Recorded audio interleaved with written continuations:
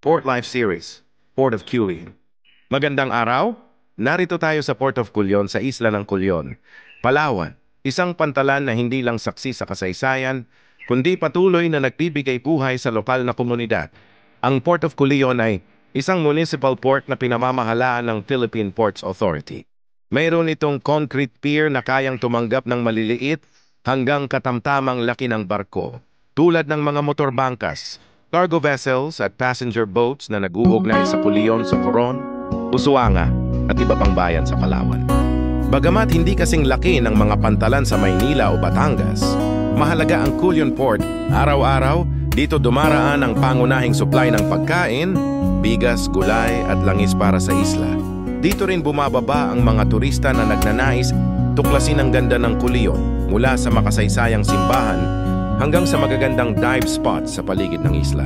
Tinatayang daan-daan hanggang libu-libong tonelada ng kargamento ang dumadaan taon-taon sa port na ito, at ang bilang ng pasahero ay patuloy na tumataas dahil sa pagunlad ng turismo. Ang configuration nito ay simple ngunit epektibo. May open laydown area para sa cargo, may pantalan para sa passenger boats, at access road papunta sa bayan. Ang kahalagahan ng Port of Culion ay higit pa sa ekonomiya. Ito ang tulay ng komunidad, ang nagdadala ng kabuhayan, serbisyo at pag-asa.